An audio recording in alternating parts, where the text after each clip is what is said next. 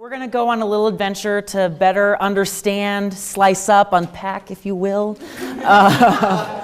just because food puns are really necessary when we're talking about something like this. Something as simple as white bread. And this question in front of you, why is our bread so damn white, is a question that has haunted me since about July of 2016. I read a book over this last summer when preparing for my forensic season about white bread and the sort of social history of white bread. So I read this book, my life was changed. I frantically texted Kitty Grace, my advisor, oh my goodness, this is insane, can you believe all of this stuff about white bread? And then that sort of began a very long journey into what became, to me personally, the racial history of white bread. And I don't want to sugarcoat it because there's some really profound pieces of historical evidence that I'll show you today to sort of illuminate this racial history. I love food, and more specifically, not only do I love eating food, but I love discussing the academic way that food exists in our lives. So this is a real passion project for me because I care so much about how we talk about food, the way that we use it in our lives. It's so much more ubiquitous than we ever give it credit for. So we're going to start and go on a little adventure, if you'll join me. I will start off with two quotations just to get you excited about what we're going to talk about. The first is, only in America could people bleach their food to match the bleached out mentality of white supremacy. Said by a noted food historian, Warren Belasco, in his 1969 bestseller. So this has been around for quite some time. And then just to keep on the train of inflammatory rhetoric, white bread, red meat, and blue blood make the tricolor flag of white conquest. Now that seems a little too outrageous. There's no way that a real person said that. Dr. Wood Hutchinson, a national pundit on health-related issues, exclaimed this in McClure's magazine in 1906, which was a widely syndicated magazine at that time. So it's not just you understanding that white bread has a racial history, but rather a large portion of America that also believed it to be a racial tool. So there are two parts to the history, the racial history of white bread. The first narrative I'll provide you is pre-World War I, and the second part of that narrative is post-World War II. Those two specific chunks of history sort of comprise what make up this racial history of white bread. So the first part I'll launch into is sort of some significance. Our current political state begs us to unpack certain cultural artifacts that mirror what was being discussed at other times in history. So when white bread was gaining prominence in the early 1900s, there was a lot of the same talk that we're seeing right now in our current political state about immigrants. What does it mean to be white in America? What does it mean to be American? So there's a very similar rhetorical parallels between what was being discussed in the early 1900s about what does the United States look like, who are we, and also what we're seeing right now in our current political state. And at that time in the early 1900s, and I could argue also right now, we've seen a rise of certain social anxieties, whether that be about racial purity, what does it mean to be white specifically, immigration rates, people are concerned about who's coming into the country, same concerns that people had in the early 1900s when Europeans were coming over, sort of the pre-World War I era. And then also urbanization. People are moving into cities where we're industrializing more. We have sort of a similar situation now where you've got rural America and urban America, and how do those two parties interact with one another?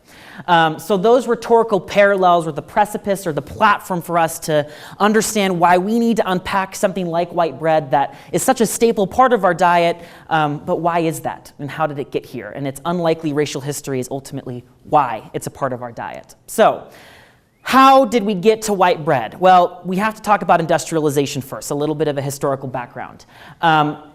The first part of it is that before 1900, basically in the late 1800s, there were very beautiful, diverse bread economies. People ate so many different types of bread in the United States. We had lots of different textures, flavors, nutrients. People loved it, and no one baked bread anywhere else but in their home. People didn't buy their bread. They ate it all with their families at the dinner table. And then industrialization happened. And that essentially what happened is we removed all of the nutrients from wheat to produce white flour. That's so much more efficient. It's unspoilable, alabaster white flour, so much easier to produce, ship out. It doesn't spoil, so we can sell more of it. It lasts longer. That makes sense. That's industrialization. Why wouldn't you want that?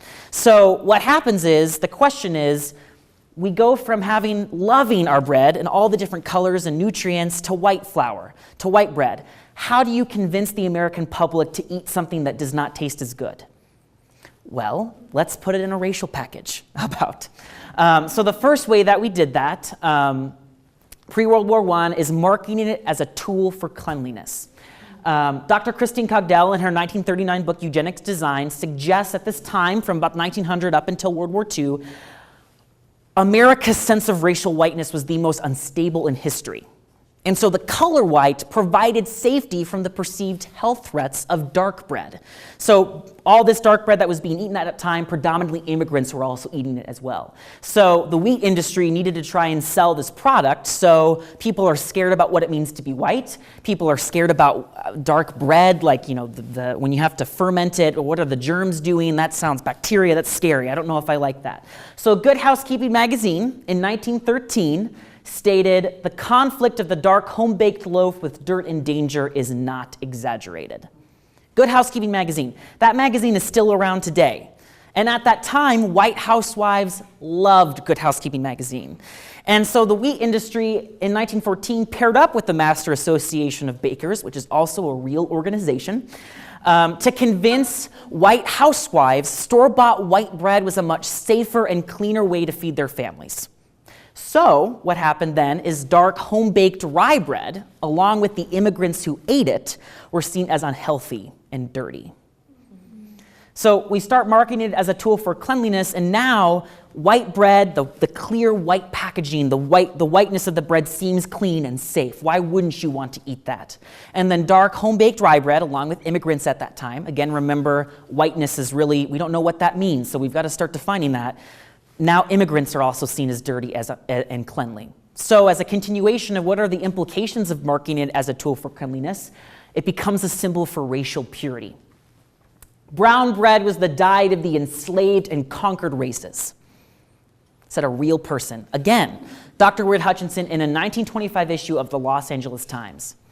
And at that time, this newspaper was also widely syndicated as well. So you think about this, someone that is a doctor, they were considered a national spokesperson for white bread. They were saying that brown bread is not for white people. White bread is what we can use very imperialistic undertones. We can take white bread, white people will eat it, and then they can go forth and conquer the world.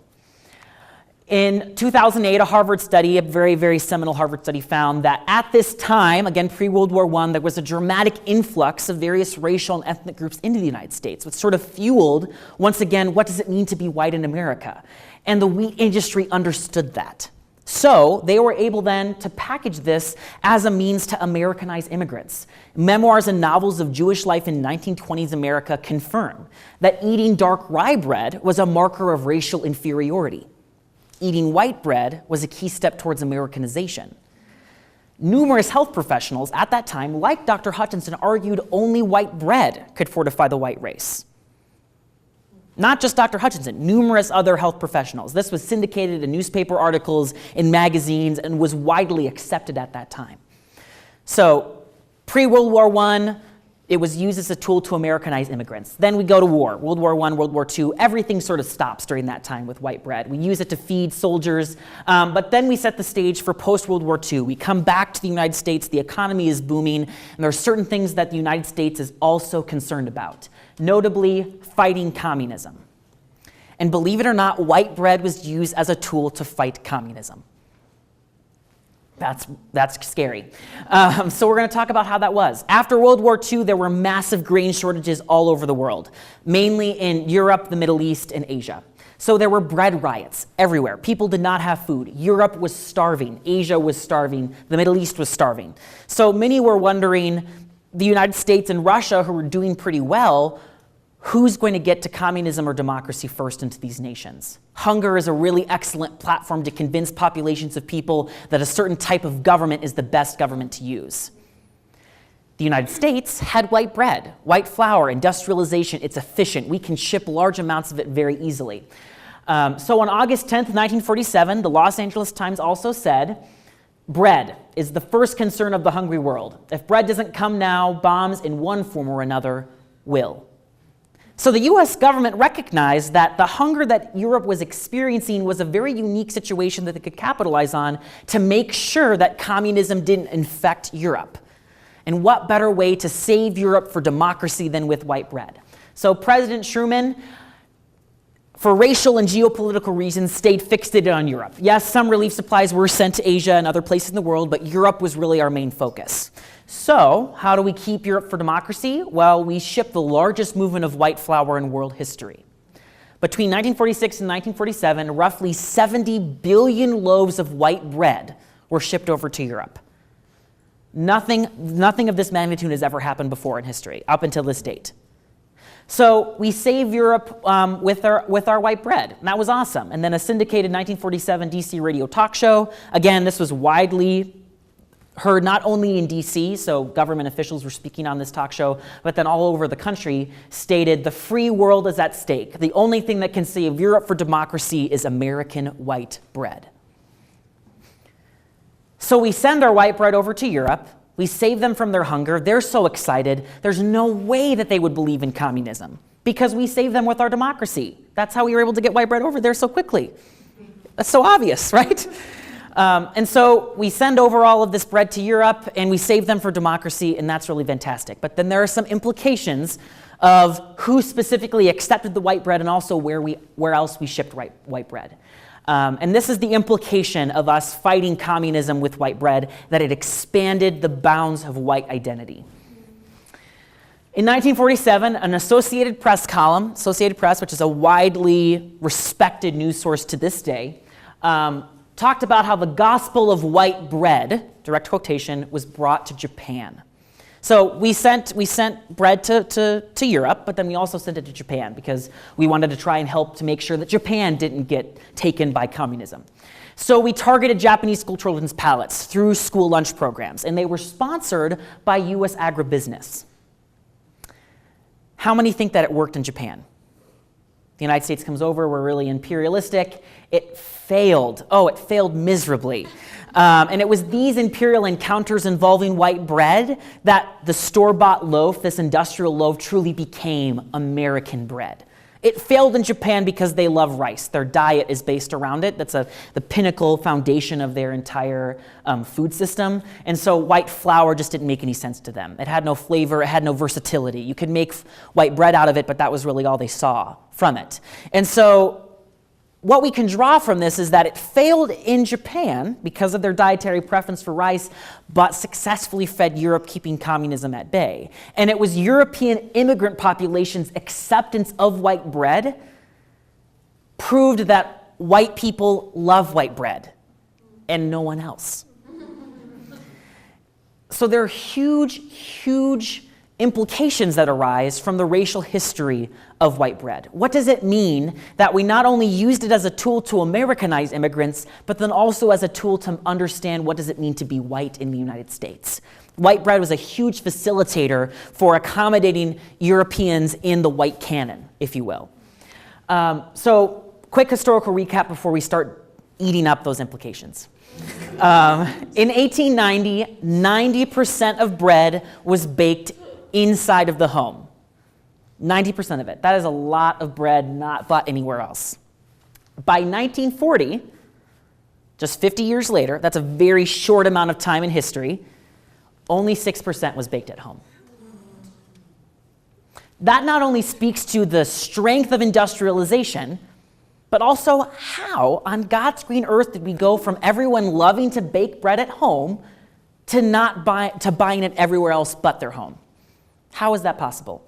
The racial history of white bread proves that no, white bread was not the single the racial history of it is not the single reason why we love white bread, but it was a huge facilitator of why we love white bread so much to this day. So there are two larger implications that we can draw from this. The first is the Wonder Bread effect. Wonder Bread seems wonderful. Do people think Wonder Bread tastes good, or is it just more like you have to eat it, white bread in general? I probably should have led with that. Does anybody like white bread? Probably not as much anymore. So this implication is more about economics. So we have a lovely food system and an industrial agricultural complex. The United States loves eating food. Unfortunately, only about 40% of our food is thrown away. We don't actually eat it, which is a huge population, a huge amount of our food.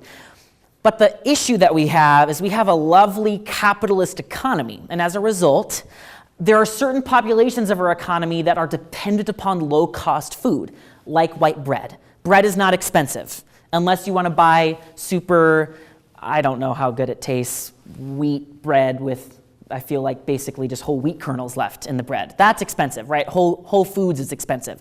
Wonder Bread is cheap. You can buy a loaf of bread for under $1. There's a dependence on that. People in lower economic classes depend upon eating bread for low prices.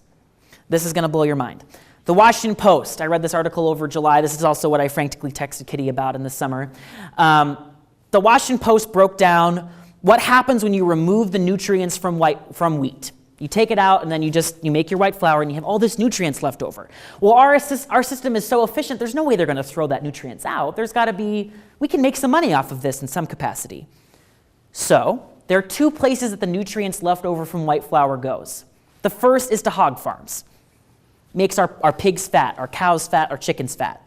And we've seen that before. People seen Food Inc., they get them so big and fat off of all this nutrients. A lot of that is from wheat, leftover wheat nutrients.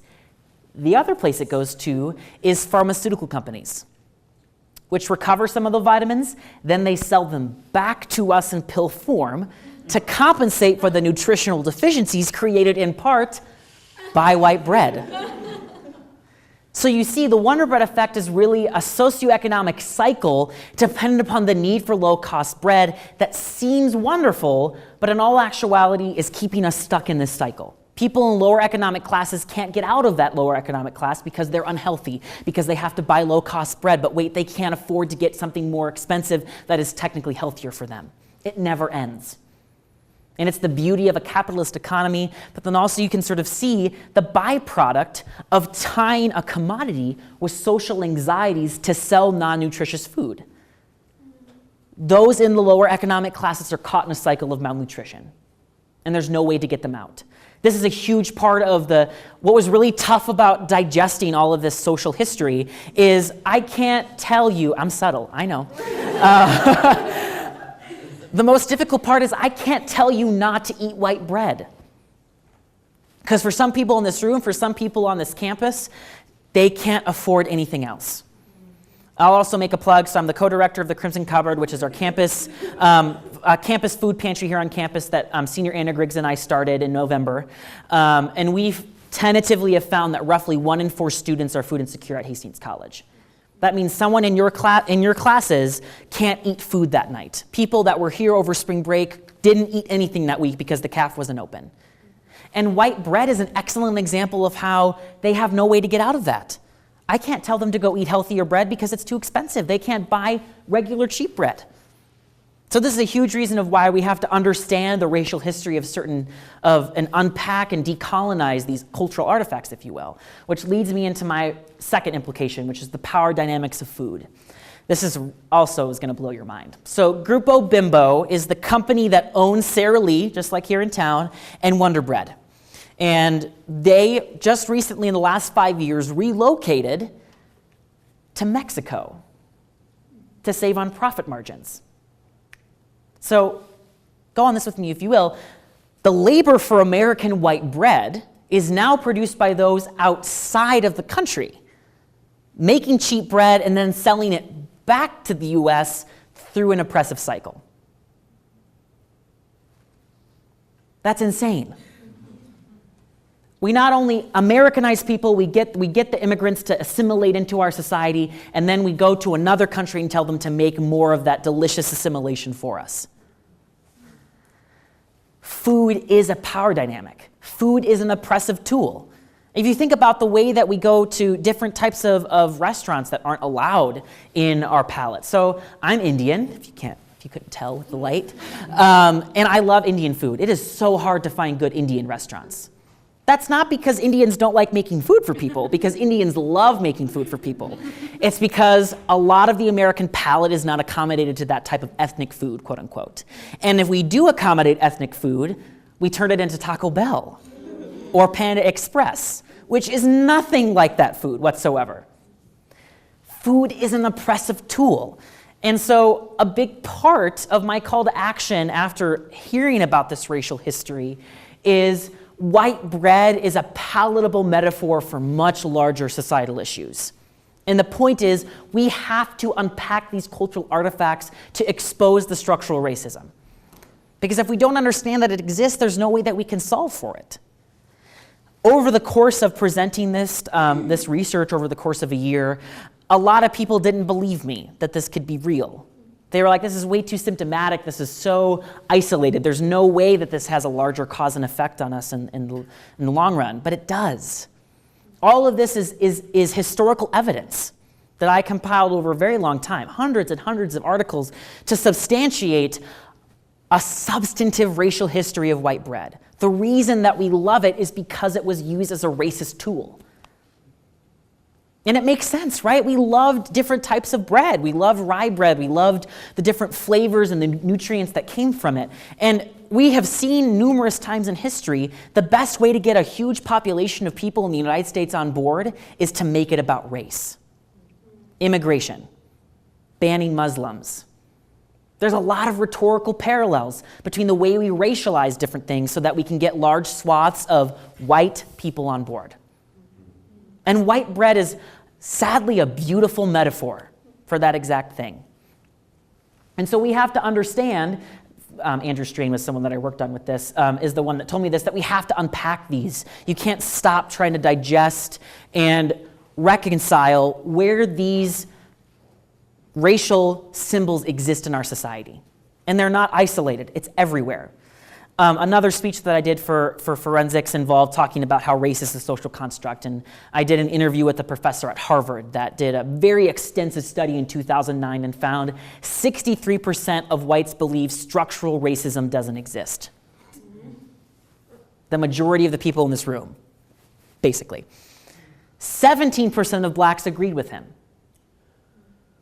So Bobo points out that we can't solve structural racism until those in power recognize that it even exists. And that's a huge part of why we have to do this type of social history, this type of textual analysis, and unearth what we've done in the past. And I think this is also, I love history and why it has sort of a bad, we don't plug it enough. We have to unpack these things, because if we don't, then it keeps perpetuating and building on itself and becoming stronger and calcified, and then there's a certain point we have to start over again if we want to change it. And so my challenge to people in the audience is to try and find and seek out those symbols and talk about, have those conversations with people so that we can better understand where they exist in our society so that we can create a more accommodating and better society. No, I'm not saying you have to stop eating white bread, because I know that's impractical, but think about when you eat it, what it means. The choice that you have, quote unquote, to eat white bread, and how it really was never a choice to begin with. Someone a long time ago decided that we should be eating white bread, and what better way to do it than to say that it's the most American thing you can do. With that, I'll open it up for questions.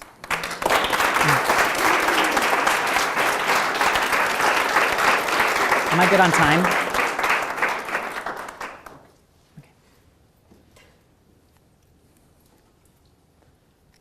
Yes? What's your favorite kind of bread? Not white bread. I love bread in general. I don't really have a preference. I can't say. It certainly, the team jokes with me. There was a time someone bought some white bread and just wrote racist in permanent marker on it. And so I really cherish that loaf for sure. Which is, I would love them to rebrand possibly with that. I don't know if people would buy it as much. Yeah, I love all types of bread. And there's a huge push. Michael Pollan, has anybody heard of that name before? He was one of the big people that started Food Inc., which is a pretty widespread food documentary. He is a huge proponent of baking bread at home. But the interesting thing and the critique that I have with a lot of what Michael Pollan talks about is there's a huge classist issue with what I talk about today. Like I said, I can't tell you not to eat white bread because some people are dependent upon it for their life. And so that's a huge thing with Michael Pollan, as he talks about, well, bake bread at home, you vote with your fork. What you buy is part of the capitalist society. But what I've come to realize is it's not really our choice to begin with, right? You go to Whole Foods and you think that this is all the options you have, but your salary allows you to have that choice versus other people, close friends that I have, that they don't have that option. So it's really not a choice to begin with. So yeah. Yeah. Through your research, did you find any other foods that had similar histories to this as well? Good question. I did discover after taking up this research that everything is racist in some way, almost. Not really, but I did realize that there's a lot of decolonizing that we have to do. And when I say that term, I mean taking things that we perceive as normal and recognizing how they're rooted in whiteness. And we have to recognize our country is founded on whiteness. We sort of wiped out a population of people here so that we could do so, which is sort of awkward, but the truth. I did find, this was after I saw the movie Get Out, which I strongly encourage everyone to see. It's a beautiful social commentary. White milk has been used as a white supremacist symbol. There's a huge body of research that I found that discussed how white milk, a lot of its prominence also came from white people recognizing it as the elixir of the white supremacist movement. In the movie Get Out, there's a scene where a character drinks white milk, and it's sort of a social commentary on how white milk has been a staple of whiteness in our society. But believe it or not, if you start unpacking a lot of things are really racist.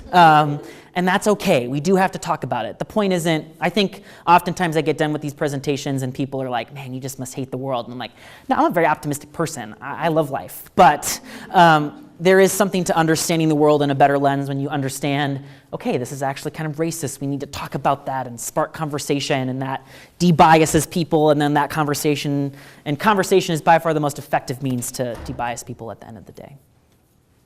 Eunice, did you have a question? I did mostly about the concept of removing the nutrients and putting them into vitamins and providing that to, I would say, upper middle class, and those who are actually educated on healthy eating, right? Which is not common in most minority communities. Lower economic classes.